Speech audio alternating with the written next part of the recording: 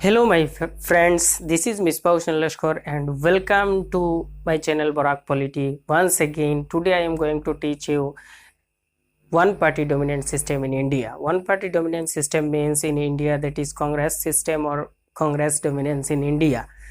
You know, in the first three general election, Congress got absolute majority in the center as well as states also.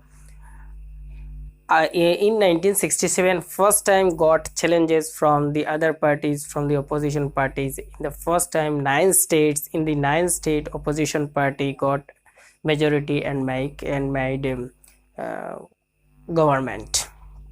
So especially in this period, the 1952 to 1967, in this period is called one party dominant system or Congress dominant system.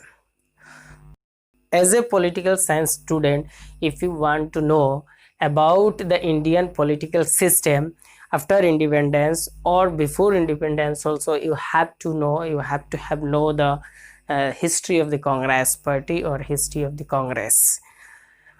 So Congress is formed by Alan Octavian Hume in 1885, and this organization was the upper class people, upper caste people or English educated people initial stage.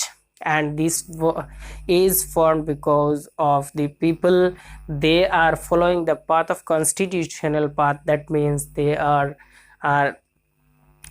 writing letters, demanding memorandum, they are giving to the Britishers for certain demands. They are not wanting we have to have rule ourselves. They are not like this, they are not like demanding this in the initial stage.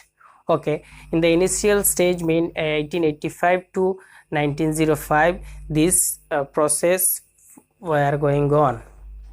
And then extremist phase come, Lal Bal Pal, those who are the founder members, they becoming aged and they are inactive, and these people are become active and they are the young leaders, so they are taking the leadership, and this phase is known as extremist phase. And then come the Gandhian phase, and Congress become popular after joining the Gandhi to Indian National Congress, and he launched two very popular movement, that is non-cooperation movements and civil disobedience movement by this. And he pretended he is the man of this soil, man of the India and man of our people. People feel that Gandhi is the man of us because previous years, 1885 to before joining Gandhi, people are feeling that those who are the leader of Indian National Congress, they are the English educated, they are wearing suit, coats, tie, all this, they are like English people. So people are not believing that they are the people of ours. And Gandhi wearing all traditional dresses, and he is speaking Hindi all among the peoples, and people are thinking that he is the man of us and he is fighting for us. So his support from all corner of the India and all section of the people, he getting the support, and he become a mass leader of India. And especially by these two, what I mentioned, two movement, he become the popular, and Congress also become the popular, and each and every corner of India Congress organization was set up. So this is one thing. And later in 1930 to 1947, Congress fight for freedom of India. So when India got independence, the most of the credit goes to Indian National Congress, and the freedom fighters, the leaders from across the India party, from Congress party. Congress party is a platform and where they are fighting um, against Britishers for freedom of India. So this is the one thing. This is short story of the or short history of the Congress before independence and after independence.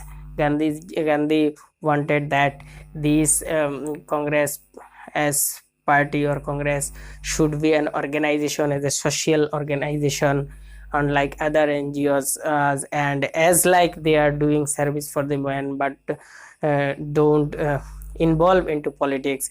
But Jawaharlal Nehru and others are not agree with him, so he is away from the politics and he going to his satyagraha and non-violence principle he is spreading across the India during the partition also, so Congress is a mass support from every corners, and generally for these reasons after independence, when the election was held in 1952, Congress got absolute majority.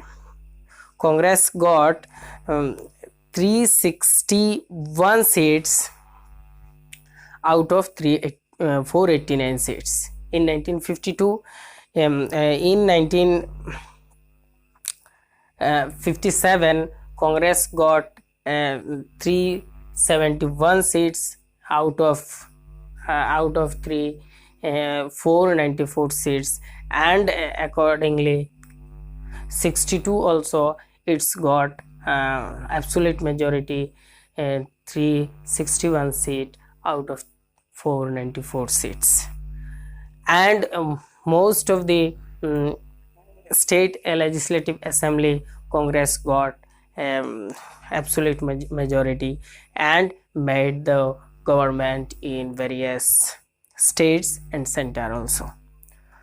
And there were also parties like Communist Party of India. Communist Party of India got 16 seats, and this is the second largest party, got 16 seats only, though in percentage Socialist Party is the second largest party, who got in percentage wise second come, and seat wise second come Communist Party of India.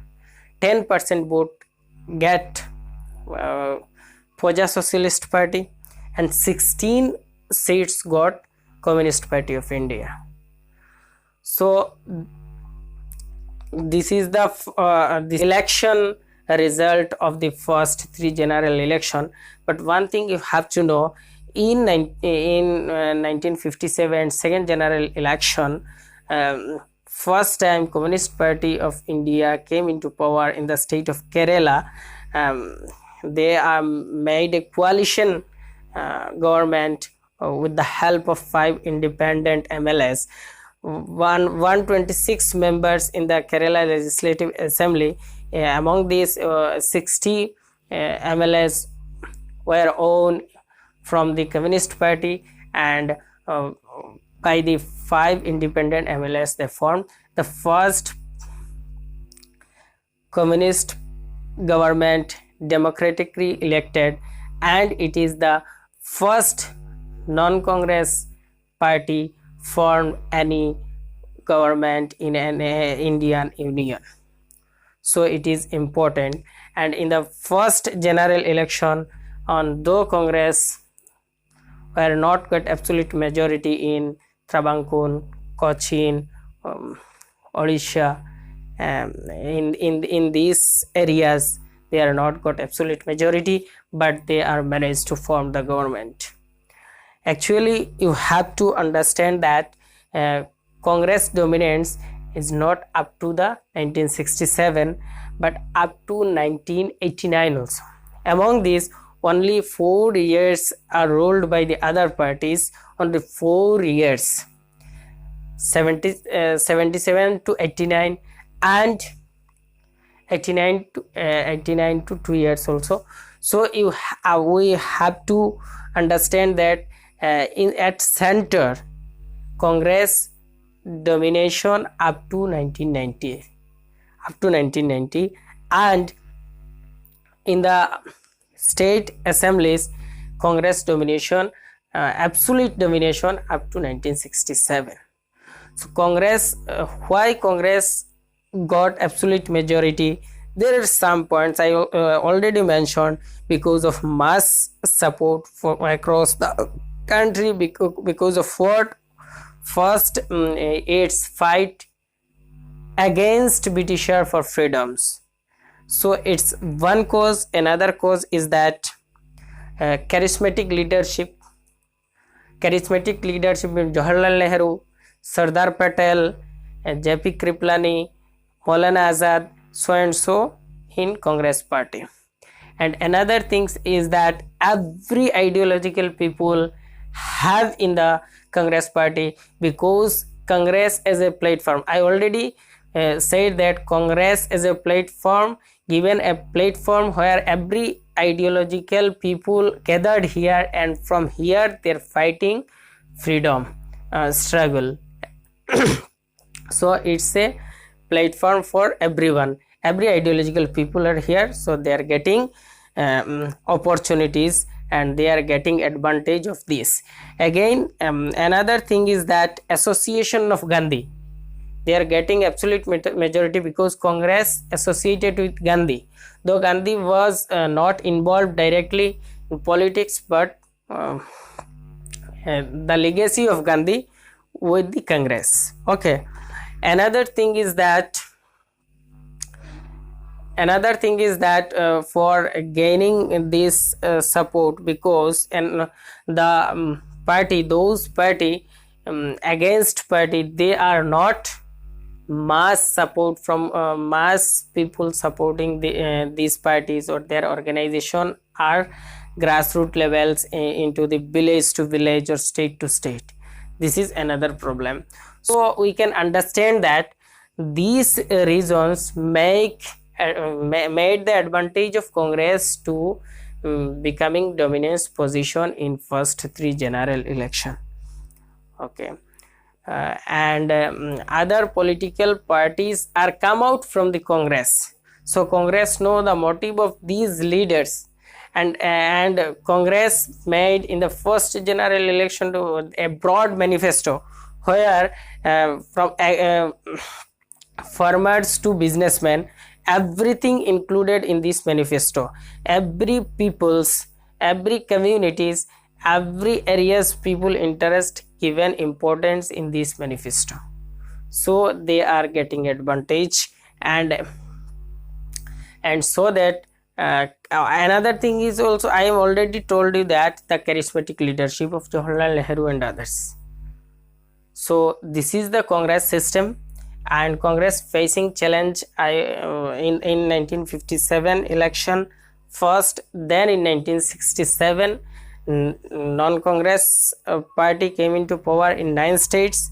From here Congress facing major challenges. Another thing is that for the success or dominance of Congress party is that tolerance and management of friction. Tolerance in the Congress party, tolerance means there is no room for friction, or there is friction but there is no harmful friction. In the first 3 general election, in the first 1 decades, there is no serious threat from opposition party but opposition among the Congress party. There is tolerance among the Congress party, there is a opposition but there is also tolerance. One thing. Another thing is that Congress averts any extreme line of ideology, anything extreme things, avoid Congress. This is one thing. And always follow with democratic principles and secular principles. This is the key of Congress success. And another thing is that political contest or contestation among the Congress party is there. So you can say that tolerance is there, opposition is there, and political contest is there. In many a time, opposition party, Jawaharlal Nehru invited to join government and take the cabinet portfolio. As for example, Shama Prasad Mukherjee, and another one is Dr. B.R. Ambedkar also in the cabinet of Jawaharlal Nehru. So this is the symbol of tolerance and management of frictions.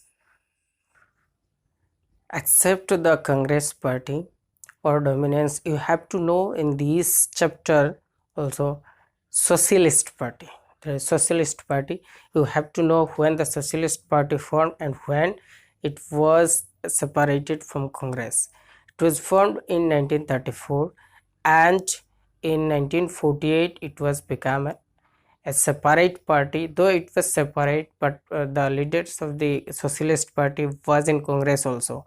But in 1948 Congress framed a rule that its member could not become the member of another party or any other political party which had its own constitutions and discipline. So the leader of the Socialist Party, those who are in Congress, they are not ready to give up their political party. They resigned from Congress and joined the Socialist Party. But this Socialist Party's leader were Jayaprakash Narayana, Ram Manohar Lohia, Acharya Narendranath Dev, Achyut Banerjee, and some others leader were there. But this party is not got success in the election, and after the first general election party got split and many party came into existence from the Socialist Party. Kishar Mazdoor Praja Party, Praja Socialist Party, and others party came into exist from this political party. And today the legacy of the Socialist Party have exist from this party. The party exists today. There are many parties like Rashtriya Janata Dal United, Janata Dal Secular. These type of parties exist today also. They are legacy from the Socialist Party. Another political party you have to know in this chapter, that is Bharatiya Janasangh.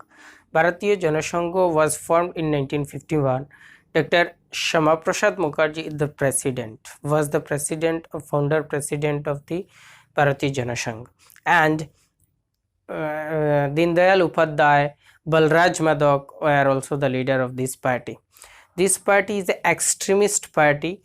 The ideology of this party: one country, one culture, one nation, and they wanted Indianization of all the people. There is no different culture, only one culture, that is Hindu culture.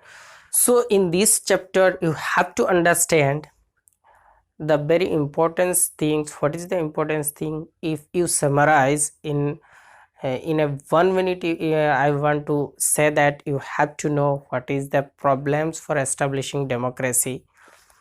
I already discussed in my previous video. And then you have to know history of the Congress and why Congress so dominant in the 3 first elections. These already I have discussed in this video, so it is the important things. And the rule of the some leaders you have to understand, rule of the Gandhi. And then you have to know first non-Congress government where came into exist, where came in the power.